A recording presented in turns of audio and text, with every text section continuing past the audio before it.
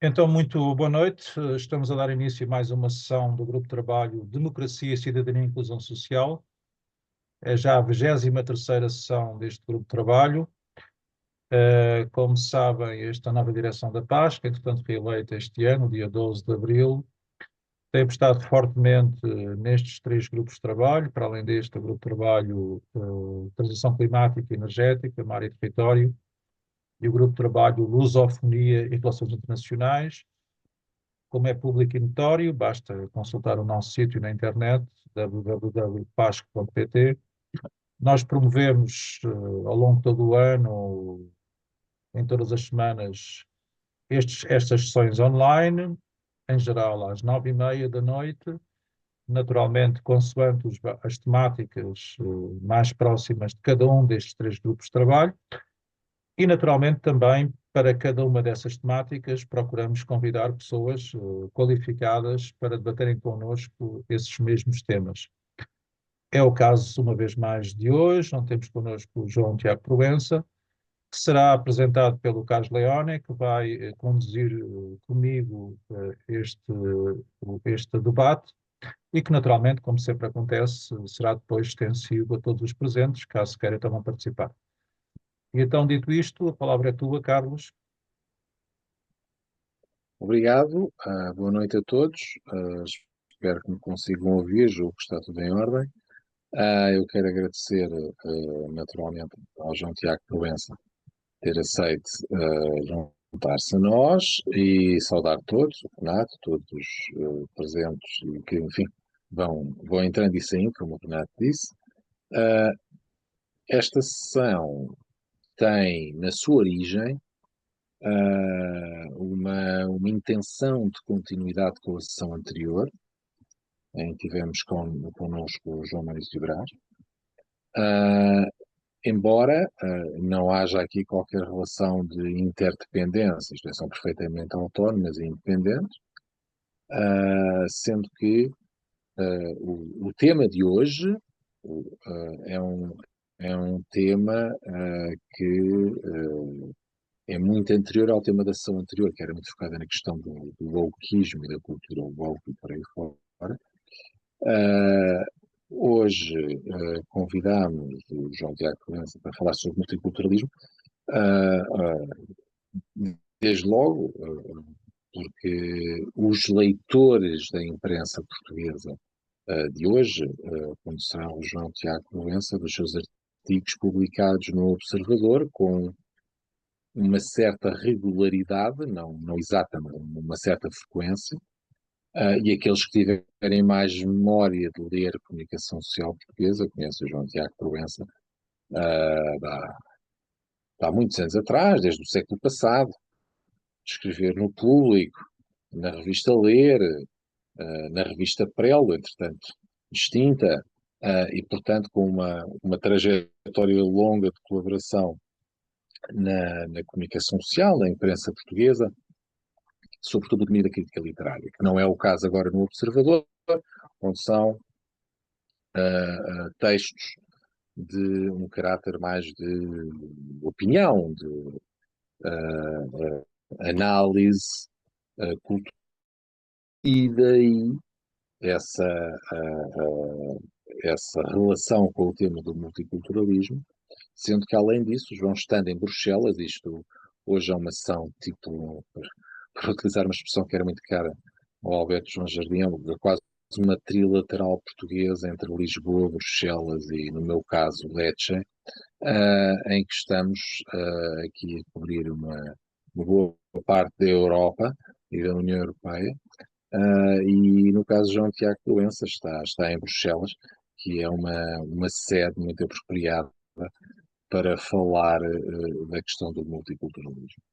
E, portanto, para não tomar mais tempo, eu fico por aqui, e depois da exposição inicial, creio que não será preciso eu dinamizar muito, que as coisas vão fluir, mas deixo agora a palavra ao João Tiago. João, boa noite. Boa noite, Carlos. Obrigado pelo convite. Boa noite à PASC, ao Renato e bem assim como aos restantes participantes. É um gosto estar aqui. O tema, enfim, não é que tenha sido desencadeado, mas calhou, enfim, foi adubado pela questão da burca, que entretanto teve muitas intervenções e, apesar de tudo, teve uma parte significativa da opinião da imprensa, pró, contra, mais ou menos, assim, enfim. Houve uma paleta completa, acho que é digamos, um bom terreno onde semear. Eu ia só fazer uma pequena introdução introdução e queria apresentar uma ideia mais ou menos que se poderia classificar como uma ideia kantiana, uma abordagem kantiana à questão. Ou seja, em primeiro lugar, a questão da cultura aparece normalmente como um conceito que é um conceito relativamente irénico, não é? Ou seja, há uma predisposição favorável à simples palavra cultura, digamos que traz já pendurada uma certa urbanidade, uma certa cortesia, uma certa ausência de conflito, digamos, predispõe bem a favor da palavra cultura. O que é tanto mais interessante quanto o multiculturalismo aparece com esse aspecto irénico, mas aparece também normalmente suscitado por algum tipo de conflito. O caso da burca, aliás, é um caso claro disso, não é? Ou seja, aparece à partida quando se torna um objeto como um aspecto pacificante, não é? Mas ao mesmo tempo é suscitado como problema, normalmente por conflitos, mesmo que sejam conflitos de interpretação, conflitos hermenêuticos, não é? E isso, no fundo, eu queria dois pontos sobre isto, dois pontos prévios, que era o lado pacífico, é de facto, e aí não há como fugir em certa parte à questão etimológica, não é? Ou seja, a cultura enquanto cultivo sendo o aspecto cultural, e que normalmente serve de oposição, é um aspecto também, isso depois retomarei um bocadinho mais à frente, um aspecto da natureza, não é? Ou seja, a cultura é já uma utilização metafórica do termo para um processo natural de acompanhamento e temporal, ou seja, o aspecto de deixar as coisas crescerem ao seu ritmo, mais ou menos ajudado, mas não forçado, tem já esse aspecto, se quisermos, pacífico, não explorativo, sobretudo não conflituoso,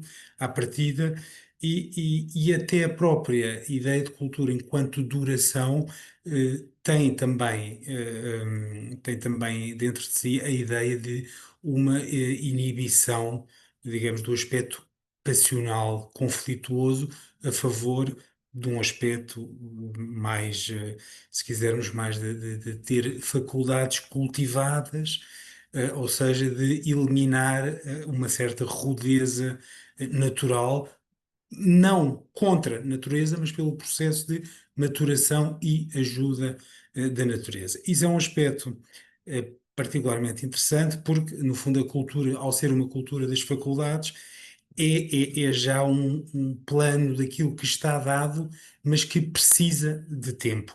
Isso acho que é um aspecto importante, porque a grande parte do conflito tende a ver-se como uma parte de uma abolição da dimensão temporal e torna-se a coisa muito abstrata, no sentido em que se cortam os fios que ligam o desenvolvimento das identidades. Eu não aprecio em particular a palavra, para não dizer que desgosto mesmo, mas tornou-se quase um cancro linguístico, das identidades, não é? Ou seja, as identidades são identidades enquanto e na medida em que são separadas e são autonomizadas, etc, etc, não é?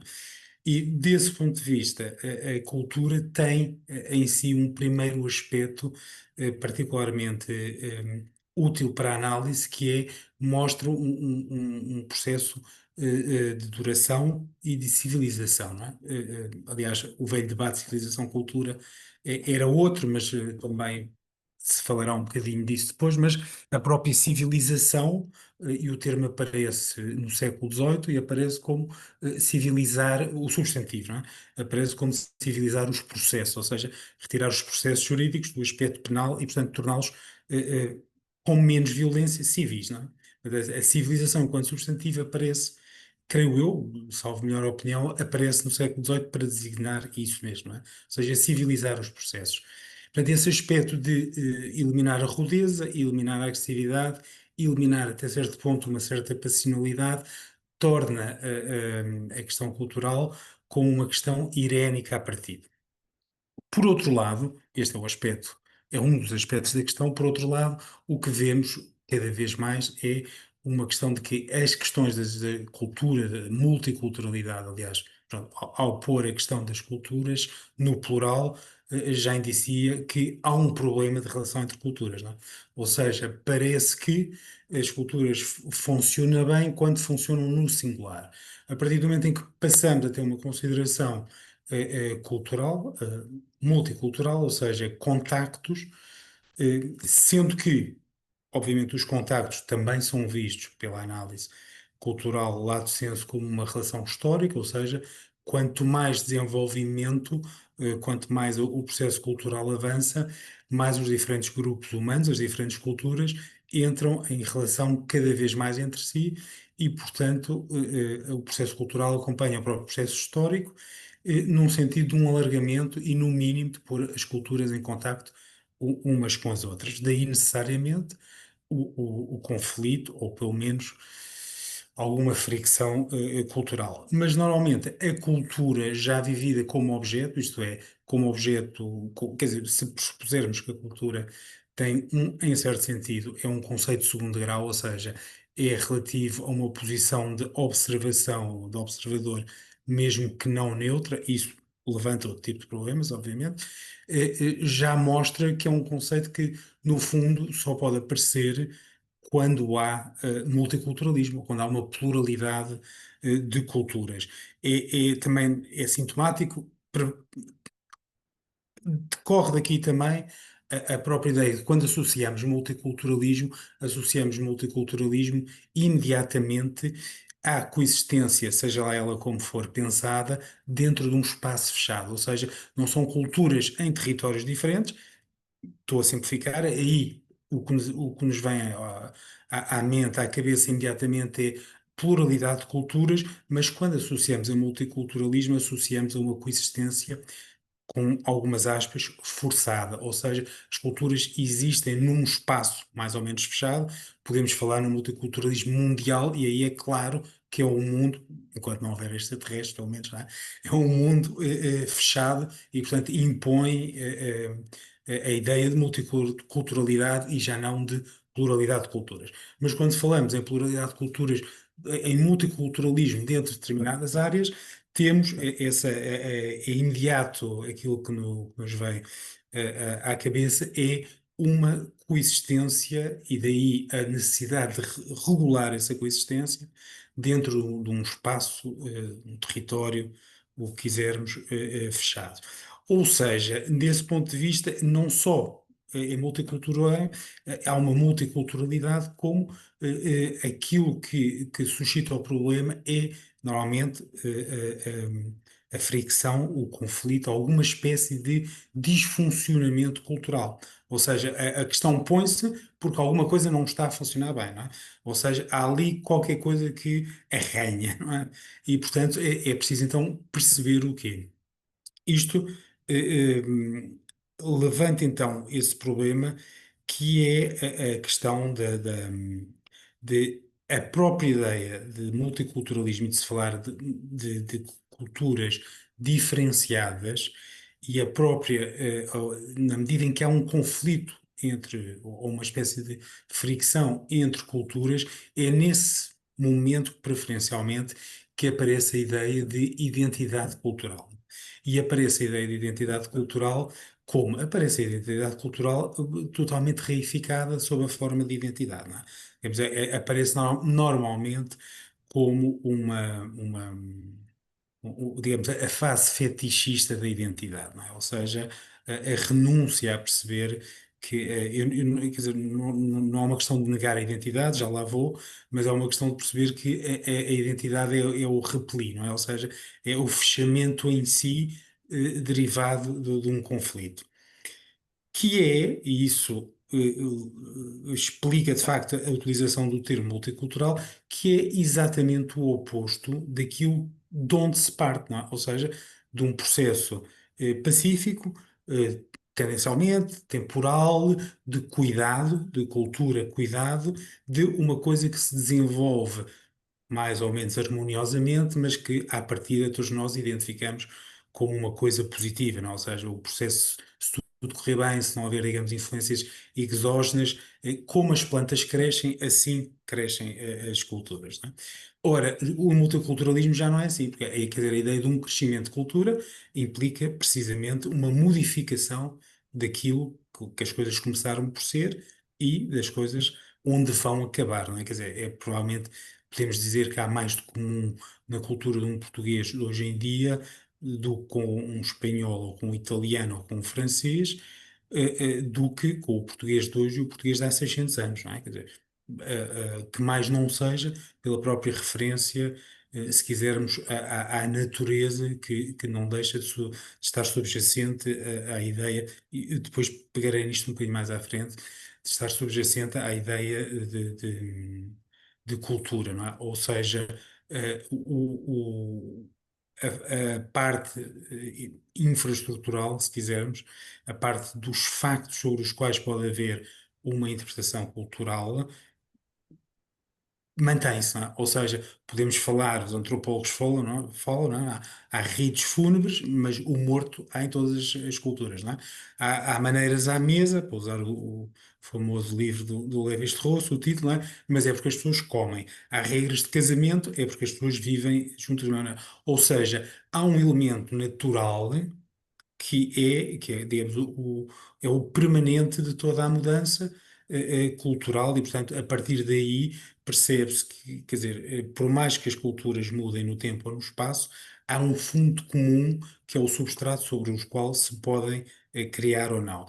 Ora, dentro de um território, ou dentro do aspecto fechado do multiculturalismo, isso mantém-se.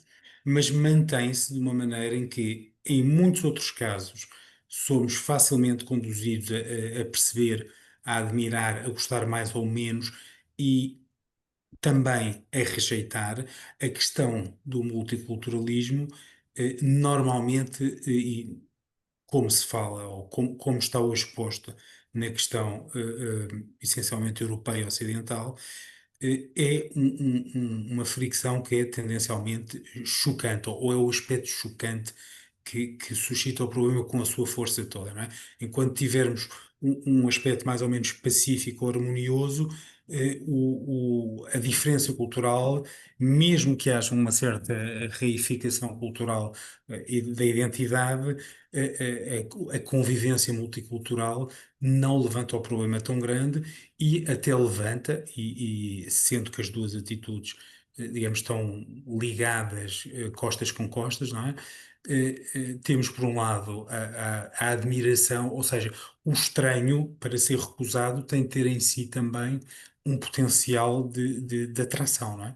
Tal como o potencial de atração, muitas vezes, acaba por, seja quais forem as razões, criar um lado de repulsão ou rejeição, não é? Ou seja, não podemos pensar um sem o outro, porque normalmente são os mesmos aspectos objetivos que podem ser valorizados de uma ou de outra maneira, mas eles são permanentes, não é?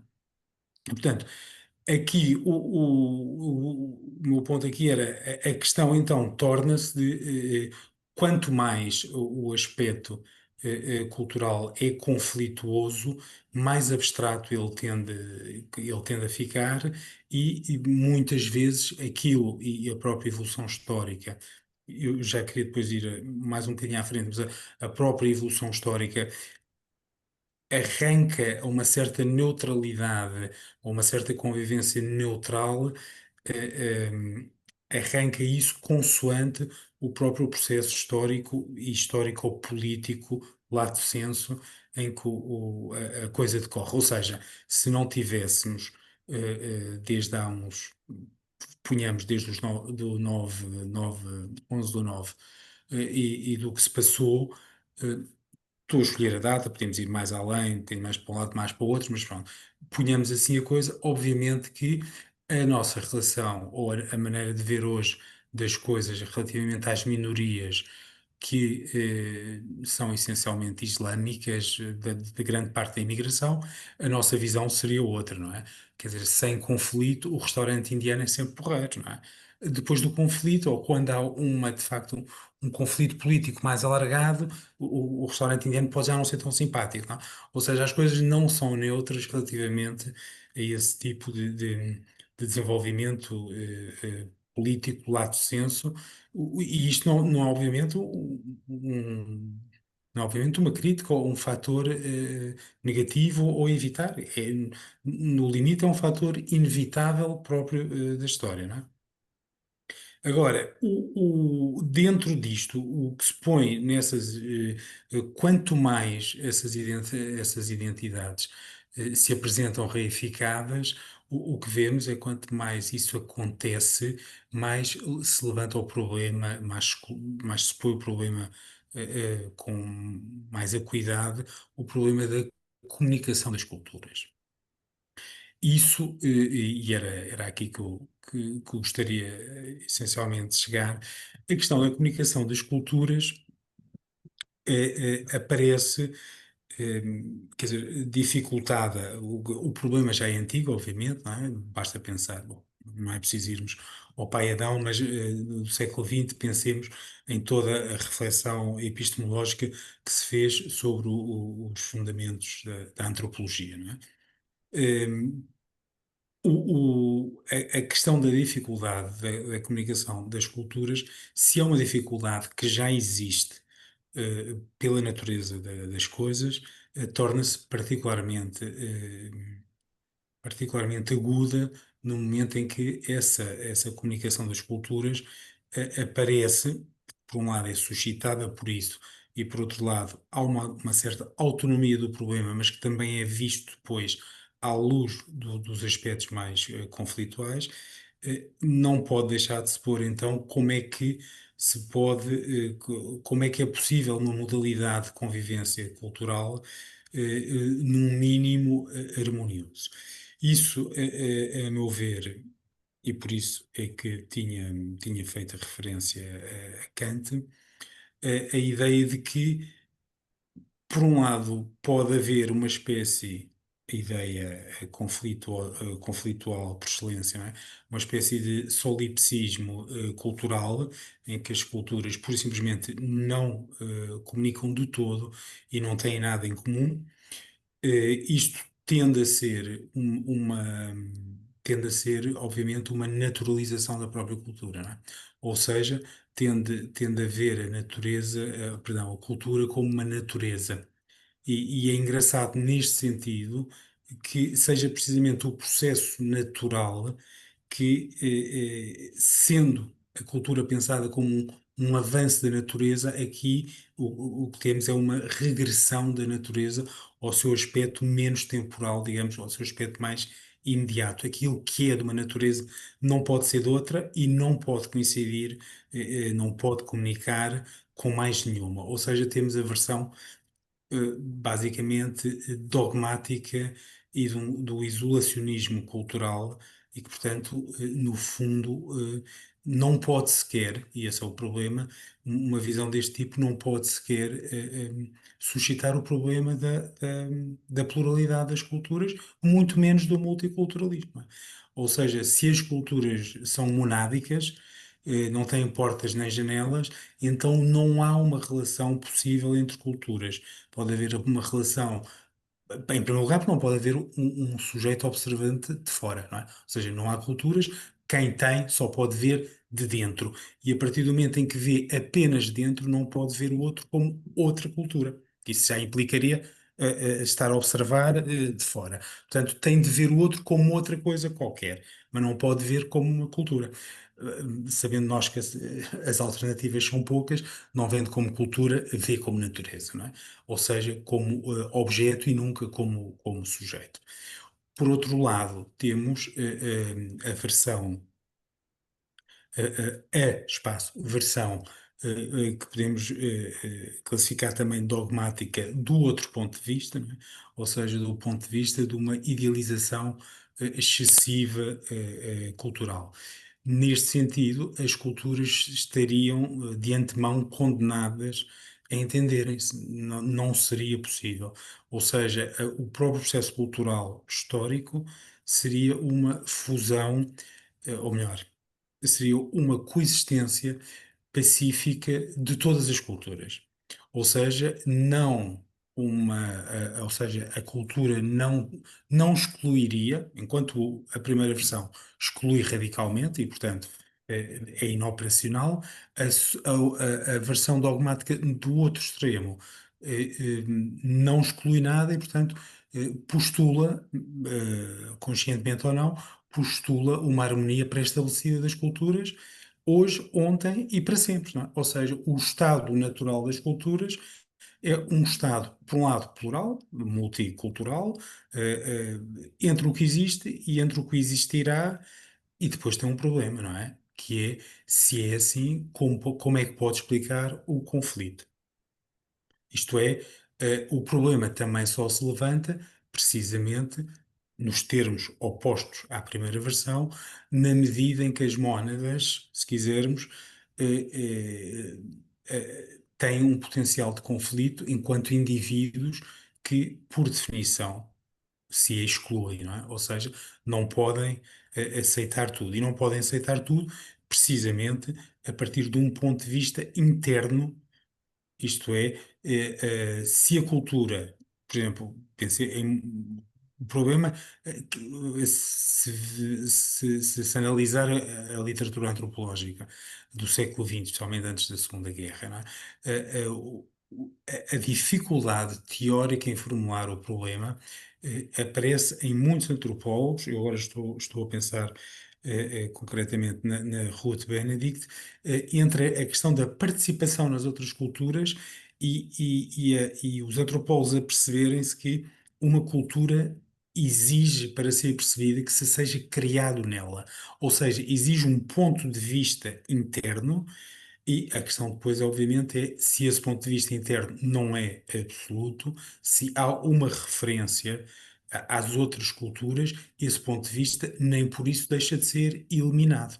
Ou seja, uma cultura tem de moldar um sistema de avaliações que não pode aceitar tudo, não é? Um sistema de avaliações, por definição, para ser uma avaliação e, portanto, ser passível de ser valorizado ou desvalorizado, implica necessariamente aceitar umas coisas e não aceitar outras noutras culturas, ou por simplesmente recusar quase na íntegra determinadas culturas.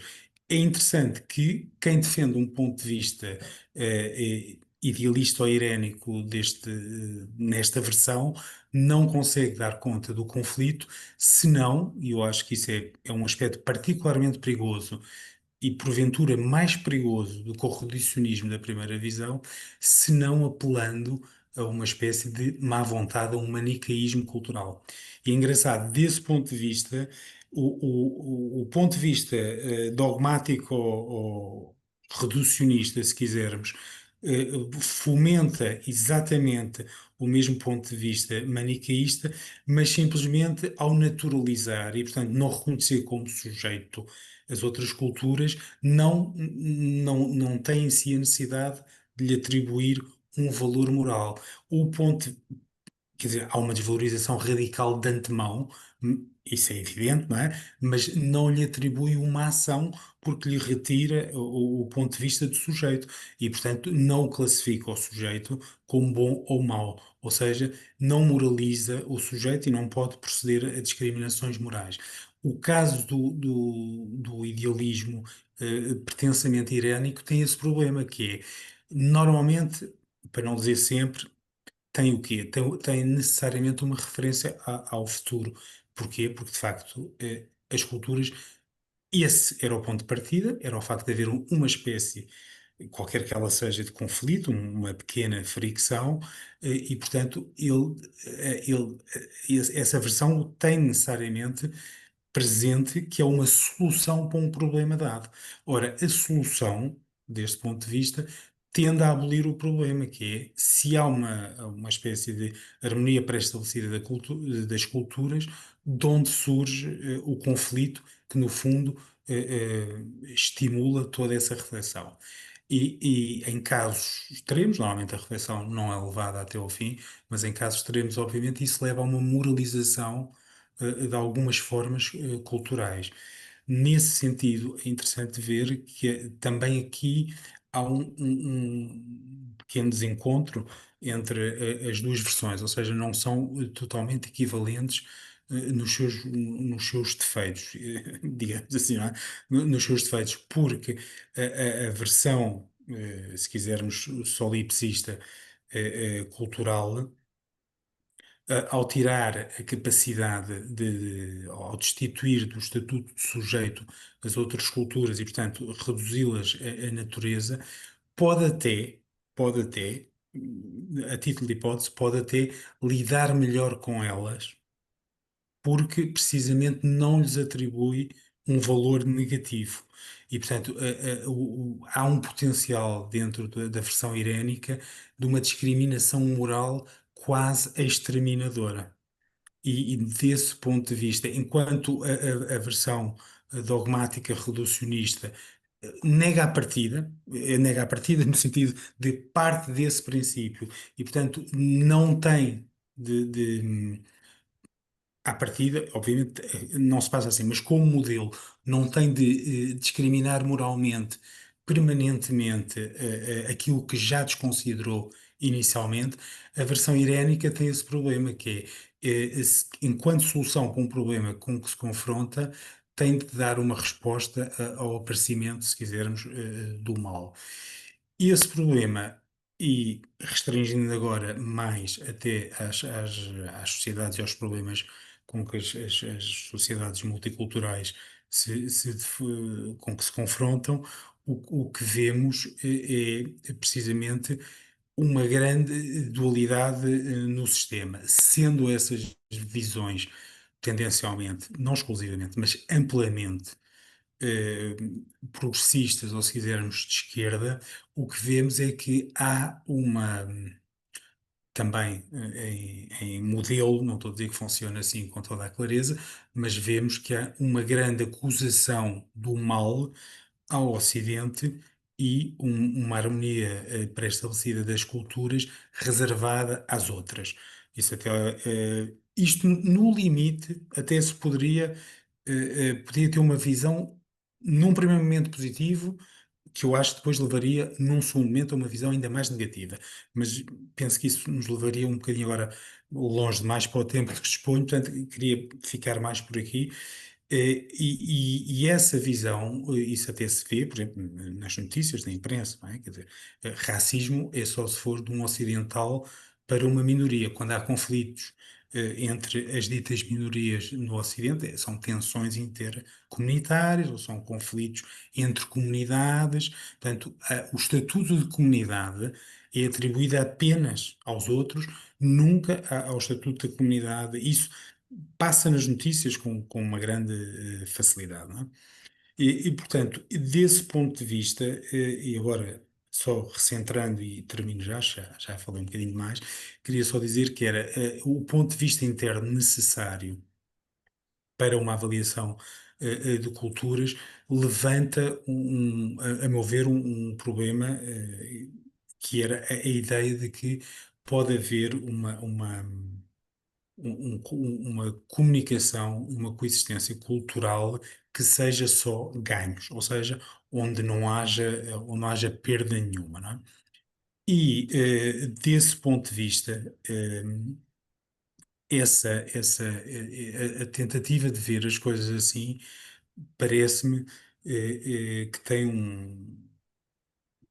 padece de um vício radical. Em primeiro lugar, é a participação numa cultura, ou seja, o ser criado numa cultura que permite fazer avaliações, não é? E, portanto, ter uma atitude de gradualidade entre um bem e o mal, como valorações radicais extremas, não é? Ou seja, normalmente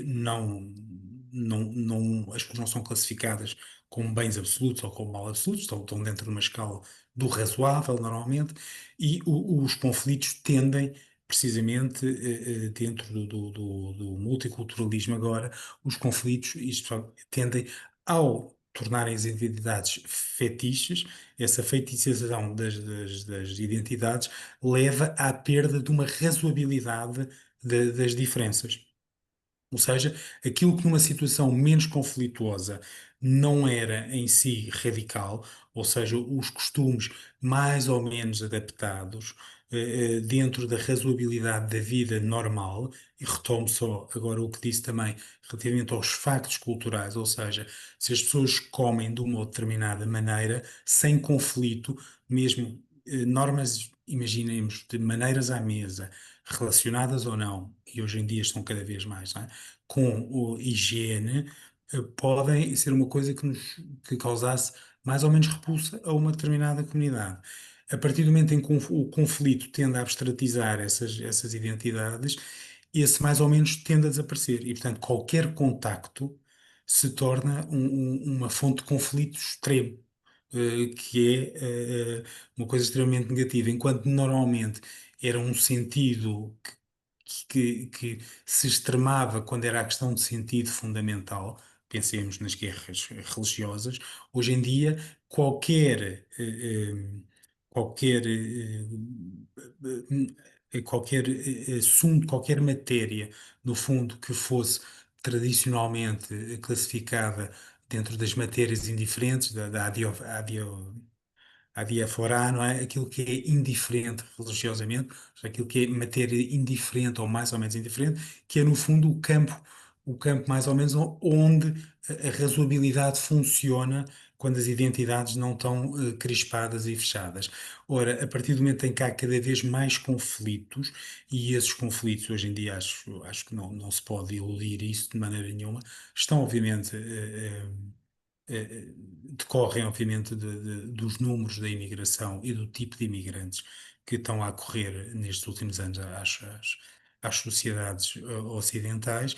O que se passa é que, de facto, o próprio número tende, em primeiro lugar, a desequilibrar a relação, ou seja, eh, já não se trata de uma cultura que dentro com todas as flutuações possíveis, mas que tendia a ser mais ou menos homogénea e mais ou menos dominante, o próprio número das coisas tende a alterar isso. E, portanto, já não se trata de assimilar, sendo que o termo, apesar de ter caído em alguns, em alguns quadrantes, ter perdido ou ter adquirido uma acessão, digamos, negativa de dissolução do outro, mas a verdade é que as assimilações razoáveis, isto é, em que o número não desequilibra o processo assimilatório, o que se vê de facto é que as coisas são assimiladas, mas não são a assimilação, e a metáfora, se for levada até ao fim, não é só a digestão e a destruição do outro, é a integração disso no corpo próprio, não é? E isso vê-se na quantidade de aspectos de vida simples, para começar pela linguagem, palavras que vieram por exemplo, de outras latitudes, em alguns casos de países que eram ex-colónias, etc, etc. E isso foi integrado dentro de um processo, lá está, cultural, isto é, temporal e de desenvolvimento integrativo, real. Isso seria a própria desidentificação fetichista, ou seja, a ideia de a identidade é narrativa, constrói-se mais do que, mais do que não, é um erro pensá-la como fechada, monádica, e isso exige um desnível, um desnível entre as diferentes comunidades, ou seja, não pode haver a ideia que é apresentada falsamente como utópica de convivência do multiculturalismo como se fossem comunidades num mesmo espaço com iguais em quantidade e, portanto, com iguais pretensões culturais a dominar um determinado território, é obviamente falsa, não é? Isso, no fundo, o que leva é a ausência de desnível não leva a um princípio de convivência sã, pelo contrário, leva a um aumento do potencial de conflito e de uma anarquia conflituosa, porque todos, tendo o mesmo, estando na mesma posição, não há nada que seja dominante, portanto, qualquer um é rival de qualquer outro. E, portanto, isso não resolve problema nenhum, pelo contrário, acho que agudiza as condições de conflito, das diferentes culturas. Isso, ou então, é simples, não é? Leva, isso já foi proposto e já se falou a sério, por exemplo, para a França, não é? Leva pura e simplesmente a haver uma secessão.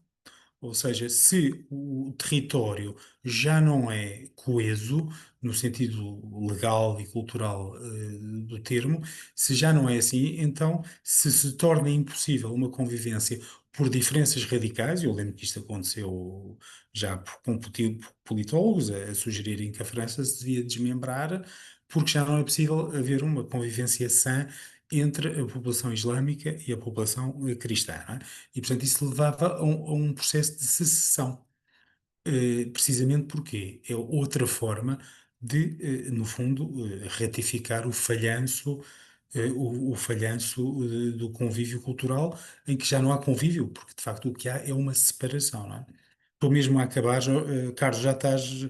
tu- Tenho mais 5 minutos, ou já foi muito? Eu acho que podíamos começar o debate, João. Então pronto, fico já por aqui. Ok. Muito bem, Carlos, não sei se queres dar o pontapé de saída. Tenho aqui algumas questões. Carlos, estás sem som. Estás sem som, Carlos. Pronto, peço desculpa. Estava a explicar, obrigado, Renato. Estava a explicar que estava a ouvir o João a falar e não resisti à tentação, mas para não interromper, não falei, escrevi, de fazer uma pergunta piada, poderá ser à França, ser à Bélgica, porque na questão da Bélgica a sessão era interna, era entre Valens e Flamengos e Valões, e portanto aí também há o terceiro elemento, claro, mas aí tem uma história toda ela interna mais longa. Eu não. Bom, antes de mais, passada esta explicação, obrigado à exposição da doença. Ela ilustrou muito bem um ponto que eu tenho referido e que temos falado várias vezes aqui ao longo das sessões. Ilustrou muito bem um ponto fundamental destas sessões, desde logo, que é aquilo que o João Tiago expôs seria absolutamente impossível de fazer hoje em dia na imprensa escrita. Ou seja, bom, no caso de uma revista como a Nova Águia seria possível, pronto, mas isso também é o estado excepcional da Nova Águia, digamos assim. Mas, para tomar o exemplo do Observador ou de qualquer publicação, digamos assim, mainstream, a disponibilidade de caracteres, por um lado, e a questão da linguagem e da acessibilidade ao leitor médio, vou utilizar uma expressão tenebrosa, tornaria impossível ao João fazer isto em menos do que em 3 peças separadas e provavelmente separadas por mais de um mês entre elas. E isto veio ilustrar muito bem a necessidade que há de ter um discurso coerente e abrangente que não parcele tudo e que não reduza tudo aos termos mais simples e menos interessantes. Deixou também claro que a formação do João Tiago, pois bem, como a nossa maioria toda daqui, em filosofia, dentro da filosofia, a filosofia alemã, da qual tem uma grande experiência como tradutor, e referiu, aliás, Kant na tradução que fez, e depois, apesar de não ter referido, houve aqui a questão ao vínculo cultura e a conotação natural do termo cultura, tem uma longa tradição na cultura alemã, pelo menos desde Goethe até pelo menos Junger, mas com certeza há mais referências que eu não domino.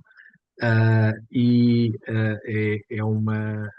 um subtexto, digamos assim, particularmente rico ou fecundo, para continuar na língua fértil, para continuar nesta linguagem, que não é muito explorado, precisamente porque requer tempo e requer uma liberdade de exposição que os meios à disponibilidade de quem quer fazer esse trabalho atuam no sentido contrário, isto é, limitam e não permitem explorar. E a partir da referência inicial do João Tiago Proença à questão da burca, foi possível fazer essa exploração. Eu estava a ouvi-lo a propósito da questão das mónadas e, portanto, numa perspectiva cultural reducionista, não reconhecer a cultura do outro sequer como cultura, e estava a pensar, e não só isso, ou melhor dizendo, com isso, mas além disso, também com o tempo, a própria cultura concebida assim não reconhece os seus próprios membros no seu interior, que têm uma divergência, como membros dessa cultura e tendo as colossalos.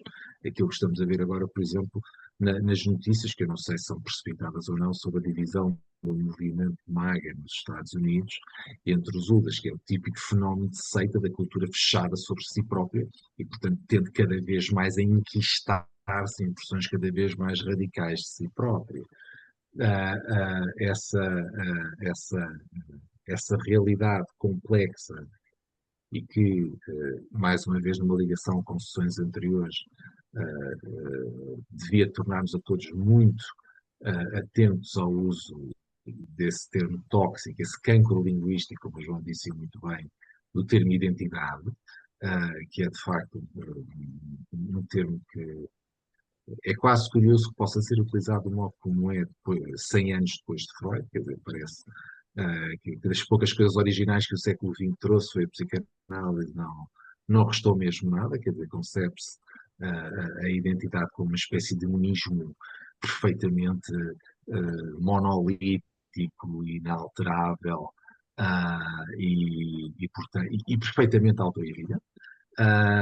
Essa complexidade dos problemas foi muito bem explorada e apresentada, e a minha atividade, digamos assim, ao teclado era justamente no sentido de não interromper e participar, porque eu não sabia dessa questão, devo confessar, não sabia desse debate em França, e portanto espontaneamente eu disse, espera mas vamos falar de França ou da Bélgica? Portanto essa é a minha primeira pergunta, digamos, no fim disto tudo esta é a minha primeira pergunta, pronto, mas fico por aqui agora eu. Muito bem, então, se permitem, depois o João responderá e depois desenvolveremos o diálogo. Bom, antes de mais, agradeço ao João a exposição, foi muito interessante. Estas questões, de facto, como o Carlos e bem salientou, não se compadecem com receitas simples, com respostas manicaístas e imediatas. Infelizmente é o caldo cultural em que vivemos, ou civilizacional, de indução de respostas muito imediatas nas redes sociais, em duas frases, em duas palavras, às vezes. São sempre questões ambivalentes, em que há sempre um reverso, e eu apreciei por isso muito a intervenção inicial do João, até por essa ênfase que ele deu, recuperando a etimologia, o significado etimológico da palavra cultura, associando ao tempo de gestação. É preciso dar tempo. E isso cada vez mais também no caldo cultural ou civilizacional em que vivemos é cada vez mais raro. Dito isto, eu acho que devemos ir a aspectos mais concretos. Enfim, também tenho formação filosófica, também gosto de ficar nesse plano mais teórico, abstrato, mas talvez aqui neste caso particular, indo a exemplos mais concretos, talvez possamos perceber os bloqueios e as perplexidades e os paradoxos que estas questões levantam. Sendo que no plano estritamente teórico, há uma posição, enfim, que é também ela problemática, mas em que eu me reconheço a priori. Eu estava a reler recentemente um livro de um filósofo brasileiro, Valmir Chacon, até a propósito, enfim, da questão particular da lusofonia, o futuro político da lusofonia, em que a certa altura diz, já não sei bem a que propósito, mas diz alguma coisa, enfim, nos dias de hoje não será muito politicamente correta, mas me parece uma tese que eu estou disposto a defender e que, aliás, a realidade parece, ela própria, parece-me que a sustenta muitas vezes ao contrário, que é a seguinte, um país será tanto mais estável e coeso, isto parece uma banalidade, mas depois as consequências veremos quais serão. Quanto mais tiver, não digo uma identidade, porque a palavra de facto é problemática, particularmente problemática, mas, enfim, posso usar uma matriz hegemónica cultural e linguística. E ficamos pelo espaço europeu. Por exemplo, podemos falar do Líbano. O Líbano, por exemplo, seria um exemplo de um país por si só quase que inviável à luz desta tese. Não é? Mas, dito isto, isto parece-me uma tese relativamente consensual, ou seja, reitero, um país será tanto uma nação, que é uma comunidade, enfim, mais de um território, portanto, uma comunidade de pessoas, essa nação será tanto mais estável quanto mais partilhar uma matriz cultural comum. Obviamente, depois surgem os problemas, e quando se fala de multiculturalismo, obviamente que se fala, na maior parte dos casos, de uma matriz cultural hegemónica e depois de vivências culturais mais minoritárias. E aqui a cultura, obviamente, na minha perspectiva, e penso que a vossa também, o debate vai nesse sentido, aqui a cultura abrange a vivência religiosa, as configurações religiosas. Ou seja, quando se põe em causa, o Weber a certa altura diz, e a meu ver, de uma forma muito lúcida, quando as minorias põem em causa essa matriz cultural hegemónica, essa posição é quase suicidária, porque se entra numa lógica de fragmentação, de equiparação, em que deixa de haver essa matriz cultural hegemónica, precisamente, esse eixo, essa matriz axial, e isso põe em causa as próprias minorias, porque deixam de ter pontos de referência.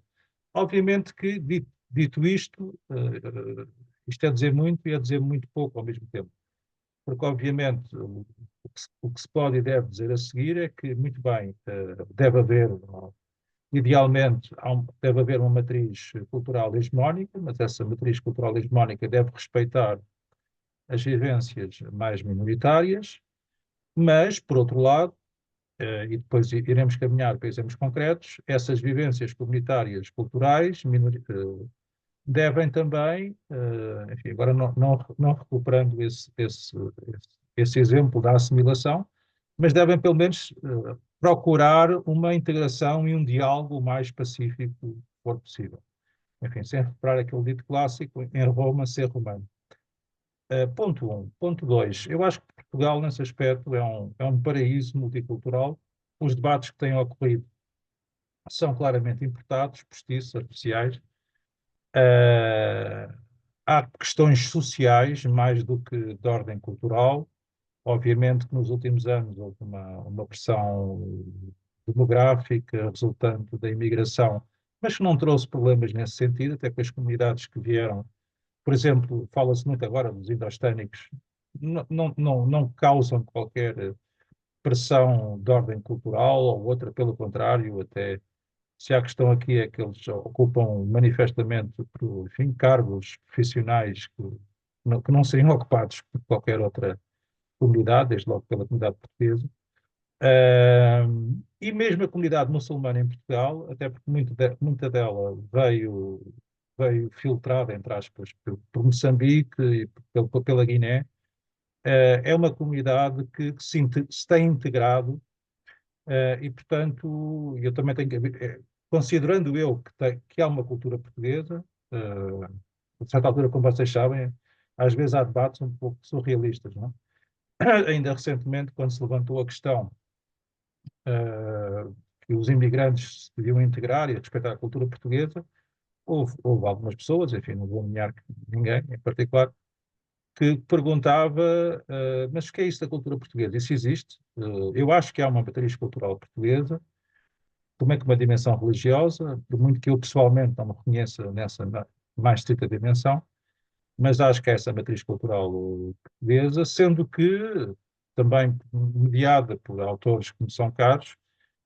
Por exemplo, estou a pensar aqui no Agostinho da Silva. O Agostinho da Silva tinha essa visão, que podemos considerar um pouco idílica, tão cedo, à partida, também não vamos agora discutir isso, que a cultura portuguesa, ou a cultura de língua portuguesa, ou a cultura lusófona, pelo menos potencialmente, foi historicamente, e é, pelo menos potencialmente, uma cultura particularmente propícia ao diálogo entre as religiões. Enfim, sabemos que isso no passado não foi assim, os judeus foram expulsos, enfim, Portugal definiu as suas fronteiras conquistando território aos chamados mouros, não é? Tudo isso é verdade, mas depois, historicamente, até pela expansão marítima, houve um diálogo muito reiterado, certamente nem sempre pacífico, muitas vezes muito violento, com outras culturas, com outras religiões, e isso também, e sobretudo por isso, eu acho que a cultura portuguesa é o resultado, no século XXI, e é nesse século que nós estamos. Também acho, o João, aquele exemplo que deu, obviamente, entre o português de hoje e o português de há 6 séculos, há muito poucas afinidades. Mas, como nós somos o resultado de tudo isso, dessa história, eu acho que, nesse aspecto, em termos comparativos, Portugal é um paraíso da multiculturalidade. E aqui o contraste com outros países europeus, não vale a pena agora falar dos Estados Unidos, se bem que nos Estados Unidos, enfim, já houve até um debate sobre isso, não vou só dizer o seguinte, até reiterando uma tese que eu na altura aduzi, expressei. Eu acho que, por exemplo, a vitória do Trump, manifestamente, a meu ver, foi uma espécie de reação, ou uma tentativa de reafirmação dessa matriz cultural hegemónica que estava a ser cada vez mais posta em causa. E, mal ou bem, o Trump foi o porta-voz dessa aspiração que congregou não apenas muitos norte-americanos, enfim, que se reconheciam nessa comunidade chamada WASP, não é? Anglo-saxónica, protestante, branca, mas também, este é o ponto, também por algumas, pelo menos por parte das comunidades imigrantes. Por exemplo, os latinos, muitos deles, quando imigram para os Estados Unidos, não querem replicar nos Estados Unidos o que é o México, o que é a Venezuela. Eles querem ir para um país que é os Estados Unidos, em que reconhecem, talvez de uma forma muito ingênua, aquele país onde é possível ganhar dinheiro, onde é possível subir na vida, e, portanto, há essa propensão para reconhecer e até respeitar essa matriz cultural hegemónica, que obviamente depois tem aspectos sociais e económicos e tudo mais. Mas eu queria regressar à Europa, que eu acho que aqui a questão da Europa é onde essa questão mais se põe. Bom, eu antes de mais, eu não acredito numa secessão da França. No espaço europeu não vai haver um país islâmico. Enfim, essa pelo menos é a minha percepção. Não, isso parece-me, enfim, uma hipótese de tal modo remota, eu acho, mais do que remota, acho que é completamente eh, inconcebível que haja uma secessão que parte da França, se bem que o problema subsiste, e subsiste até de uma forma bastante clamorosa. Eu lembro-me, eu vou começar pela Alemanha, mas depois eu acho que a França é o país mais problemático neste momento. Eu numa viagem até de avião, quando regressava de Macau, via Pequim, a certa altura tive que passar um dia em Frankfurt, houve uma avaria no avião, e passei um dia em Frankfurt. E isto foi há 7, 8 anos. E na altura enfim, tive uma espécie de pressentimento, nada de místico, que as coisas não iam correr bem, porque no espaço público, nos jardins, a presença, e estamos a falar sobretudo da comunidade islâmica, era demasiado ostensiva. E havia ali um gueto evidente. E esse gueto era propiciado, fomentado dos dois lados, claramente. Não havia ali interação, não havia ali diálogo. Eu nunca vi isso em Portugal. E em Frankfurt, na Alemanha, naquele ano, vi. E experienciei e percebi isso perfeitamente. Aliás, não é por acaso, eu não sei exatamente em que contexto é que isso foi dito, mas a própria Angela Merkel disse, e a propósito da experiência alemã, que o multiculturalismo tinha sido um fracasso. Mas vamos ao exemplo francês, que para mim é o exemplo mais eloquente da dificuldade de gerir essa questão. Como sabemos, isto aqui não é nenhum anátema em relação à comunidade islâmica, eu respeito as religiões por igual. Mas há um problema, e é preciso assumi-lo. Eu não sei qual é a solução, certamente não será a separação da cisão de França. Há um problema, enfim, que existe noutros países, que tem a ver com as dinâmicas de imigração, ou seja, a primeira leva de imigração, isso também se passa em Portugal, ainda que a um outro nível, a uma escala completamente menor. A primeira leva de imigrantes está disponível, está disposta a sacrificar-se, a integrar-se. Aliás, nós vimos isso pela comunidade portuguesa. Também, enfim, tem uma dimensão quase camaleónica, integrou-se de tal modo que deixou de parecer portuguesa, e eu tenho familiares que podem testemunhar isso mesmo. Uh, na segunda, ou seja, os descendentes dessa primeira leva de imigrantes, estamos a falar de filhos e de netos já, estão numa posição que é cada vez mais insustentável. No caso francês, eles não se reconhecem como franceses, procuram recuperar aí sim uma identidade solipsista, absolutista, que é assumidamente anti-francesa. Eu vou dar um exemplo, que é um exemplo aparentemente menor, mas não deixa de ser, a meu ver, um exemplo eloquente e paradigmático.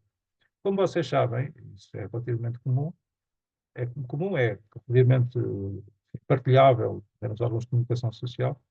Quando há um jogo da seleção francesa, não é preciso ser no Stade de França, em Paris, mas em qualquer estádio francês, grande parte do público, e estamos a falar de franceses, assobiam o hino francês. Para mais o hino francês, como sabemos, a Marselhesa, tem até um histórico, enfim, mal ou bem, mas de uma forma relativamente inquestionável, ter uma letra, enfim, ter um ideário, ter um enquadramento de progressista e de libertação. Até por isso choca mais, não é? Mas a meu ver, é chocante, e eu estou a medir as palavras, é chocante que franceses estejam num estádio de futebol, ou não, agora o estádio de futebol é relevante, mas assobiem de uma forma audível e visível e sem qualquer vergonha, sem qualquer inibição, pelo contrário, de uma forma proclamatória, assobiem o hino francês. Isso é particularmente problemático e dá conta dessa cisão, dessa fratura interna em termos culturais e culturais barra religiosos da França. E eu não sei como é que se resolve isto, porque aquelas pessoas, muitos deles são jovens, são franceses, nasceram em França, têm os documentos, não podem ser repatriados, mas também manifestamente não se querem integrar. Eventualmente dir-me-ão, mas nunca houve espaço para eles realmente integrarem. Talvez sim, talvez não, cada caso será um caso, e estas dinâmicas são sempre. Enfim, a história é o que é, e também não podemos fazer desconstruir a história e recuperar um início que nunca verdadeiramente existiu. A história é sempre uma dinâmica, é sempre um rio que está em curso.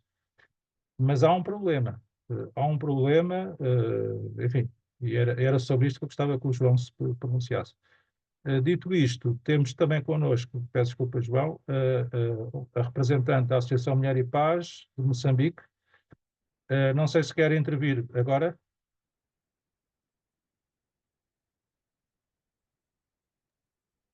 Sim, muito boa noite. Até para falar a verdade, já é bom dia para nós. Boa noite.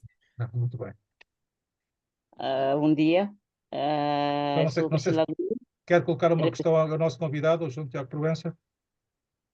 Desculpa. Não sei se quer colocar, eu vi a sua mão levantada. Não sei se Sim, quer sim. colocar alguma questão ao nosso convidado, o João Tiago Proença. Na verdade, até que não é questão em comentário mesmo. Queria comentar um pouco em relação à apresentação do senhor Tiago Proença. Ah, Como eu dizia, eu sou Priscila Luís, estou também com a minha colega Ernela. Ela está cá conosco. Então, vou aqui realmente apresentar, comentar em relação à apresentação do senhor João. Primeiro, agradecer pela apresentação, da forma como expôs a situação atual em relação ao culturalismo. O tema, na primeira vertente, quando nós olhamos, parece algo mais leve, algo que, como posso dizer, algo com muita facilidade. As pessoas pensam que é algo natural, leve e fácil de lidar. Mas na segunda versão, se formos já reparar muito bem ou se formos já aprofundar, nós vamos perceber que o termo cultural é um termo muito profundo e, por causa do termo, como posso dizer, é um termo que já criou diversos conflitos em várias nações. E nós temos visto isso nas notícias em relação ao Oriente Médio, ao Ocidente, assim como aqui também na África, nossa situação também atual. Então, é um tema que, na verdade, é necessário ser discutido, é necessário ser colocado à mesa, porque se nós continuarmos a olhar nesta vertente num pano só transparente e não como um pano fundo que precisa ser detalhado e que precisa ser trabalhado, futuramente teremos conflitos mais sérios. Teremos conflitos mais sérios. Assim como falou aqui o senhor João Tiago, que dizia que a questão de cultura ele não deve ser ou como algo do umbigo, ou sem aberturas, sem janelas, sem portas, em que as pessoas ficam simplesmente no seu estado, porque a minha cultura, simplesmente a minha cultura, e devo guardar a minha cultura, então ninguém deve interferir, ninguém deve se meter, e também ninguém deve, como posso dizer, como diz, briga de casal não se mete colher, ou ninguém deve se intrometer. Mas, na verdade, a cultura precisa ser trabalhada, precisa ser olhada. Por quê? Aqui temos aqui uma situação vossa atual na Europa que nós estamos acompanhando aqui nas notícias, que é a questão de hijab, colocação de hijab das mulheres muçulmanas. Ah, Há um termo aqui que eu até nem bem, não poderia dizer que é o termo, mas sim poderia dizer que a minha percepção, a cultura em si, ela não deve, como posso dizer, a cultura, aliás, a liberdade cultural, ela não deve estar ausente da responsabilidade, ou não deve estar ausente de regras. Né? Existe lá o respeito mútuo, sim, que é questão de liberdade cultural, mas também não deve estar ausente de regras, de responsabilidades, principalmente quando estamos a falar de segurança, ah, que, que, que, que poderá afetar a vida de milhares e milhares de pessoas. Ah, É verdade que nós, como sociedade civil, respeitamos muito questões culturais, que devemos sim respeitar, cada um deve servir a sua crença, a sua fé, mas, na verdade, também deve ter lá a sua responsabilidade, que é a questão de hijab, neste caso. Eu acredito que, vendo pelas notícias, na verdade, porque vocês que estão lá, que estão a acompanhar melhor a situação atual em que vocês, mas há reclamações também por parte de cá, porque nós também temos, como posso dizer, temos mulheres muçulmanas cá em Moçambique, assim como em várias partes do mundo. Então, essa questão de hijab está sendo debatido assim por muitos dias, com muita frequência. Por quê? Existe essa parte da religião que defende que devemos sim colocar o hijab, os véus devem ser colocados, porque faz parte da nossa cultura, mas também existe esse componente de segurança, esse componente de que, será que colocando, cobrindo, ah, cobrindo todo o rosto, de fato, preserva totalmente a cultura, ou retirando o véu também, retira totalmente a cultura, desvaloriza totalmente a cultura muçulmana. Então fica essa questão que está sendo debatido. Alguns dizem sim, alguns dizem não, mas na verdade deve ser trabalhada em duas partes, que eu dizia aqui. A cultura deve andar com responsabilidade, a cultura deve defender o bem-estar comum, a cultura deve transmitir segurança, deve haver abertura, deve ter essa interseção entre cultura, seja, estamos a falar de muçulmana, por exemplo, cá em Moçambique nós temos várias culturas, estamos a falar questões, culturas, os de norte, sul, centro, questões até de língua. Então, deve haver essa interseção. Ah, fugindo um pouco da realidade da Europa, dificilmente eu posso aprofundar com muita, com muita exatidão ou com conhecimento profundo. Eu vou voltar para cá mesmo em Moçambique, eu vou trabalhar um pouco com a realidade que nós temos enfrentado aqui em Moçambique em questão de cultura, essa liberdade cultural. Falando da liberdade cultural cá em Moçambique, na primeira versão ou na primeira vista, também parece muito bonito, porque Moçambique é visto como um país que tem boas relações internacionais com com seus vizinhos, sei lá, com todos. Então, tem essa relação muito bonita na primeira versão. Eu digo, por que que eu digo na primeira versão? Ah, é que, na verdade, o que acontece é que o estrangeiro cá em Moçambique, nada contra estrangeiro, nada contra estrangeiro mesmo, a minha fala, mas eu vou trabalhar a realidade que tem acontecido. O que acontece? O estrangeiro tem mais valor em relação o cidadão local. Então, há essa divergência, há essa, como posso dizer, há essa diferença que é muito grande e é gritante também. Por quê? O que acontece? Ah, quando o estrangeiro chega cá em Moçambique, ele com muita facilidade ganha licença para abrir empresas, com muita facilidade os seus projetos são implementados, com muita facilidade o salário que ele ganha é muito diferente de um trabalhador local. Então, então essa divergência que existe aqui, ou essa diferença que existe aqui, é realmente muito gritante. Por isso que diz que essa relação que existe entre Moçambique e os estrangeiros, será que na verdade é tão positivo assim como temos olhado na primeira página? E se olharmos na segunda página, se olharmos na segunda página e aprofundarmos a verdade que acontece na realidade, no campo, não há necessidade de ser trabalhada essa relação? Então, essa liberdade que nós temos cá em Moçambique, como eu dizia, na primeira página é bonita, mas na segunda página não está bonito. Na segunda página há dificuldade, na segunda página não há aquela, como posso dizer, essa composição de duas pessoas frente em frente numa mesa. Mas pelo contrário, parece que um está à mesa, o outro está abaixo. Então, é, é uma dificuldade realmente muito gritante. É, é uma diferença realmente muito gritante. Como eu dizia no princípio, nada contra estrangeiros, mas eu acredito que trabalhando em parceria, como posso dizer, se o nosso governo ah, trabalhasse em parceria e mostrar em que, na verdade, estão bem-vindos. A vossa cultura é muito bem-vinda, mas também deve valorizar aquilo que é as condições locais. Deve valorizar como é explorado cada recursos naturais em Moçambique. Então, Muito, existe esse... Eu parece que estou a sair um pouco do foco, mas é não, essa não, divergência. nós agradecemos muito a sua intervenção, que se enquadra perfeitamente neste debate. E, aliás, fica desde já o convite, porque obviamente é muito diferente discutir esta questão. Aliás, eu comecei por alertar em relação a isso. A questão do multiculturalismo, enfim, é abstrato. pronto, teoricamente pode-se discuti-la, mas depois, à luz de cada circunstância concreta, ela, Sim, sim. ela equaciona-se de forma diferente.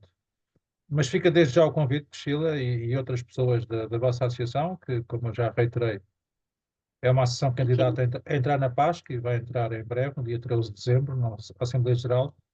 Nós temos Sim, outro sim. grupo de trabalho, que é o grupo de trabalho de Lusofonia e Relações Internacionais, onde nos temos debruçado sobre, em particular, sobre países de língua portuguesa, língua oficial portuguesa, da CPLP, e, portanto, fica desde já o repto, não será a primeira vez, já discutimos nesse grupo de trabalho, até em particular a questão de Cabo Delgado, temos também connosco a Associação de Escritores Moçambicanos na Diáspora, e, portanto, fica desde já o repto, o convite, para num futuro próximo discutirmos em particular a situação de Moçambique, também nesse enquadramento, nesse foco da Sim. multiculturalidade, das tensões culturais, religiosas, e vocês ficam desde já convidados para serem os oradores de referência, os pivôs dessa sessão. E dito isto, agradecendo uma vez mais a vossa intervenção, são claramente uma mais-valia para a PASC, para estes debates. Eu então devolveria a palavra ao João Tiago Proença.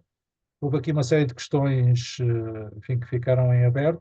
Entretanto, já estamos quase nas 11 horas, enfim, não temos que acabar às 11 e não vamos acabar seguramente às 11.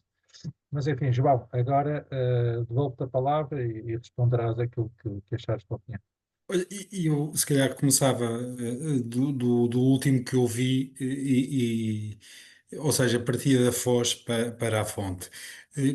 Por um motivo até que se prende pura e simplesmente com a minha incompetência, ou seja, a questão em África é obviamente, ou pelo menos na maior parte dos países da África, é particularmente difícil. E, portanto, primeiro que há uma dificuldade em ter uma nação como tal com história, e isso é particularmente interessante aquilo que foi dito pela Associação Mulher e Paz, que foi pôr de facto o acento na questão da segurança.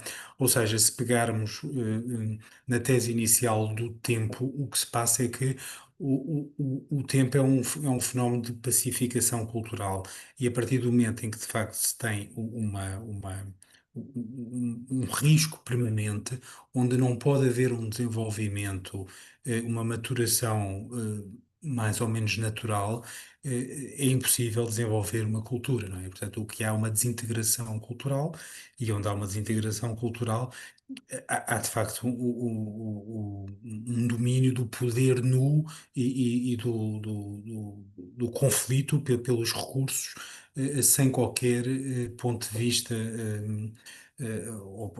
valorativo comum, não é? Ou seja, não há um centro comum onde os indivíduos se possam reconhecer e à luz do qual se auto-interpretem. O que há de facto é no limite, uma luta, uma guerra de todos contra todos, não é? E isso, quer dizer, obviamente, é uma situação triste que assola partes da África, não é? Não todas, mas partes da África, e é um processo em África provavelmente dificultado por ser um processo que teria de repetir.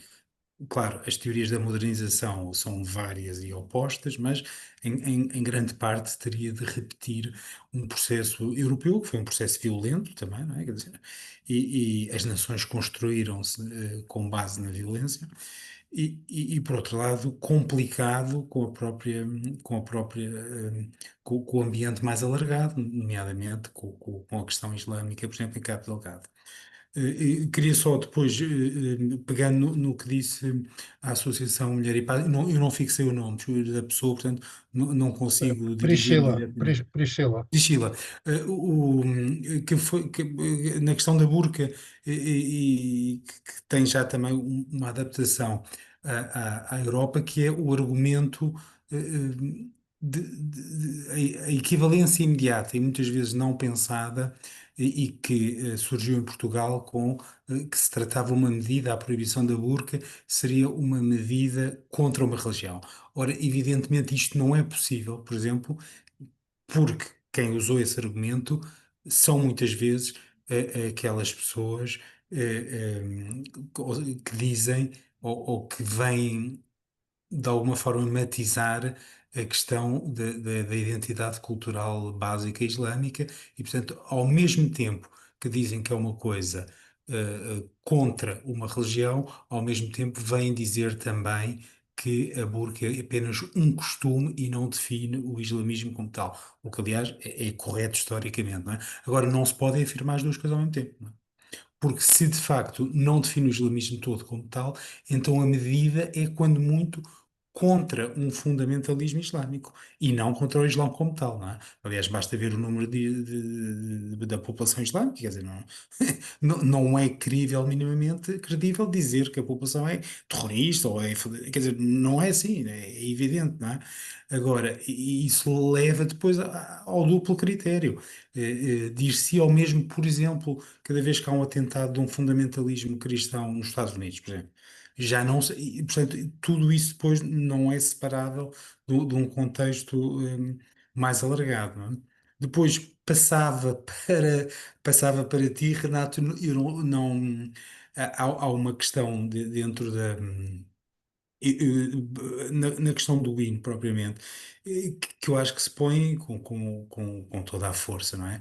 É que a nação, por ser tempo, exige uma memória comum, partilhada, não é? Seja lá como essa memória for mobilizada.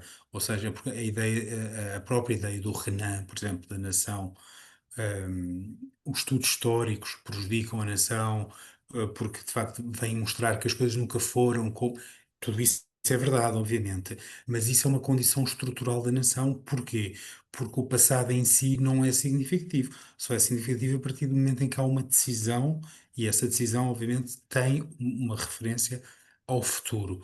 E, portanto, o que se passa aí é que não só não houve uma história comum no sentido de uma coesão territorial onde as pessoas, de uma maneira ou de outra, podendo ou não interpretar de uma maneira ou de outra, eram obrigadas, com aspas, a um convívio e, portanto, a um tipo de vida em comum, com todas as disparidades de poder económico, etc., mas estavam lá como outra classe dentro da mesma sociedade. Evidente, quando vem a questão racial e também a questão de como essas pessoas vieram, a velha tese de nós estamos cá porque vocês estiveram lá, não é? Ou seja, essa ideia, no fundo, essa falta de passado não é um problema, mas não seria por si só totalmente exclusiva, e isso vê-se no fundamentalismo, se a decisão fosse uma decisão pelo comum. Mas o que acontece é que é uma decisão muitas vezes contra, e daí assobiarem o hino. E esse contra significa não só que não há uma memória já ela muito comunizada, mas que se é contra essa memória. E isso, porque aí o ser contra essa memória define-se e provém diretamente de ser contra esse futuro comum. Não é? Isso parece-me que grande parte do problema está aí. Não é por acaso, aliás, eu pego nisso porque acho às vezes passo um bocadinho nos pingos da chuva, como agora se diz, a questão que estavas a dizer, e com a qual eu concordo totalmente, que é as pessoas que vão do México para os Estados Unidos, ou os indostânicos para cá, ou o que se quiser, ou os portugueses para a França ou para a Alemanha, não é? A primeira geração, que é a geração que tem a memória do sítio de onde vem, porque as pessoas normalmente não vão fazer turismo, não é? A imigração não é para fazer turismo, é para viver melhor, não é? Ou seja, melhor relativamente aqui àquilo de onde as pessoas saem, não é? E, portanto, tem uma predisposição para gostar, pelo menos para perceber a vantagem que podem tirar de uma adaptação. As segundas gerações e às vezes as terceiras têm têm, coincide, não é sempre, mas coincide em grande medida com um aumento do nível económico e social, e, portanto, há quase um fenómeno identitário que é provocado por uma própria vergonha, que é a lógica de os meus pais tiveram de se calar, e dentro da revolta, e a sintomática também, a questão da idade dos terroristas, ou agora houve a questão agora em França, não é? foram apanhadas, foram presas, aquelas três raparigas, 18, 19 anos, não é?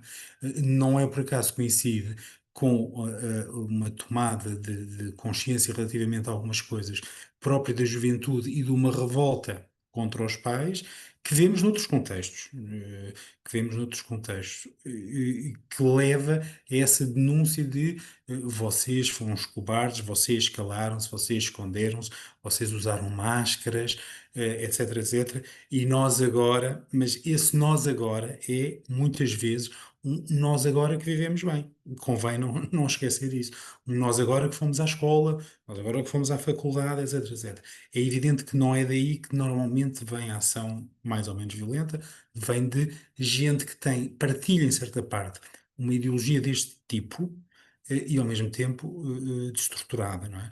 Ou seja, são normalmente segundas gerações que nem sequer têm integração, porque mesmo esta gente que fala, vamos pôr assim, de barriga cheia, passa o vulgarismo, que é contra uma revolta natural contra os pais, por outro lado, acontece em muitos casos, como acontece dentro dos próprios países, entre as pessoas que vinham da província para estudar nas cidades, não é? A partir daí voltam para fazer qualquer coisa pela terra. O que se vê em algumas gerações dessas que recuperam à segunda geração uma identidade que vêem apagada ou negada pelos pais, é também muitas vezes, e foi assim também, é assim também em África, não é? Eu conheci alguns casos, de acabando a formação, volto para lá, volto para desenvolver a minha terra, ou seja, trazer as vantagens adquiridas para melhorar a situação do qual a própria primeira geração fugiu e se retirou, não é? E portanto isso leva, pode levar às vezes a uma crispação e alguma incomunicabilidade ou alguma revolta não gera por si, nos casos, vamos dizer, normais, não é? Violência. Mas há isso existe. Agora, o assobiar o hino, eu acho que já está perto digamos, o passo anterior a uma certa violência. Aliás, normalmente quando acaba o jogo, ela aparece, não é? Já é quase o sinal do que é que se vai passar depois, não é? Isso é outro tipo de problemas porque é de facto muitas vezes a gente que não tem sequer, eh, não tem recursos, não é? Não teve recursos nenhuns, ou por questões familiares, não foi à escola, não foi, por exemplo, isso acontece em Berlim, onde de repente damos conta que há gente que não sabe falar alemão porque não saiu do bairro turco. E, portanto, vai a escolas turcas, vai a compra na mercearia turca, quer dizer, tem uma vida, juventude turca, clube turco, etc, etc, tem uma vida ali fechada e às vezes alguns têm alguma escolarização em alemão que rapidamente perdem à saída da escola, com 16, 15, 16 anos, 17, e não sabem, portanto, e não são de lado nenhum, no fundo.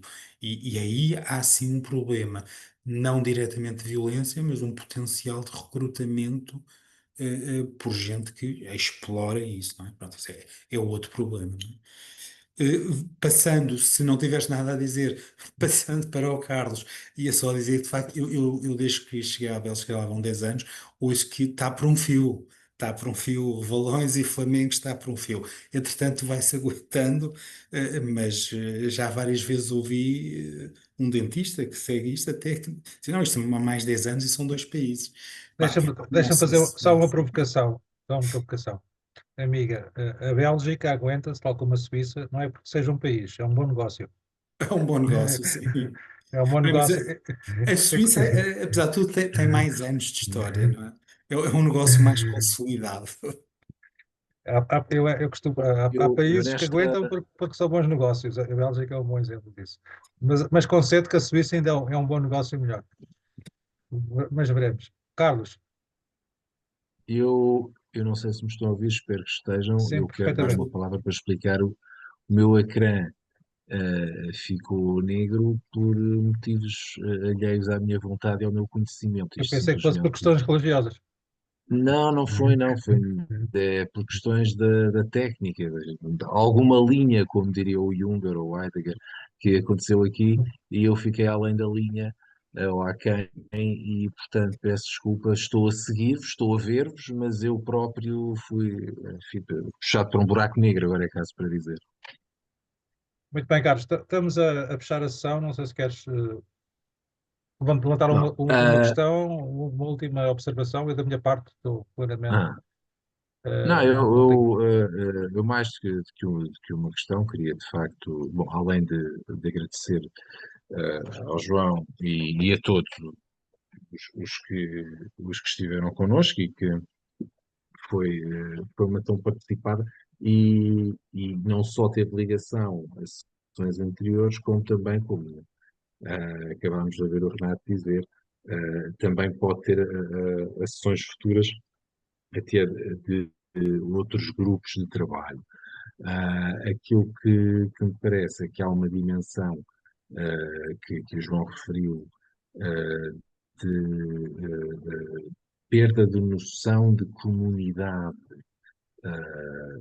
que no Ocidente, para falarmos, para utilizar enfim, um termo talvez demasiado genérico, já se tornou normal, em que já não se pensa como comunidade. Há cerca de um ano atrás, a propósito de Jerusalém, eu lembrava numa outra sessão que 2 dos 4 setores ou bairros de Jerusalém são cristãos, só os outros 2, um é judaico e outro é islâmico. No entanto, essa metade cristã de Jerusalém já nem é pensada como tal, quer dizer, já ninguém se lembra disso, de que Jerusalém é uma cidade de 3 religiões e não de 2. E essa perda de, agora para utilizar o termo fatal, de identidade, ah, é, é algo que é comum, falamos da Bélgica, falamos da França, mas que é comum a todo o Ocidente, até naquele, como diz o Renato, onde as discussões são importadas, de facto, e no caso de Portugal isso é particularmente claro, onde há uma importação, sobretudo, da linguagem dos Estados Unidos e a menor medida da Inglaterra. E este debate serviu, parece-me, este debate, enfim, esta sessão, serviu muito bem para expor duas grandes possíveis linhas de interpretação deste termo e dos usos do termo, e por isso, e para terminar, agradeço ao João Tiago e a todos. Boa noite. Muito bem, Carlos. Não sei, João, se queres ter uma frase final. Não, quero só agradecer o convite, que tive aqui com todo o gosto. E acho que foi esclarecedor dentro da sua hora e meia. Pronto. Muito bem. E espero que se tenha passado tudo bem. Então agradecemos muito ao João Tiago Proença, ao Carlos Leone, por me ter acompanhado na condução deste debate, aos nossos amigos de Moçambique, da Associação Mulher e Paz, com essa promessa reiterada de, em breve, promovermos um debate sobre a questão, a circunstância concreta de Moçambique. Temos feito isso no grupo de trabalho de Lusofonia e Relações Internacionais. Esta questão do multiculturalismo, obviamente, que será reiterada neste grupo de trabalho e noutros, que é uma questão que está particularmente em cima da mesa, como hoje ficou evidente. É uma questão que não vai ficar resolvida no curto, médio, eu diria mesmo no longo prazo, e, portanto, haverá certamente outras oportunidades para voltarmos a ela.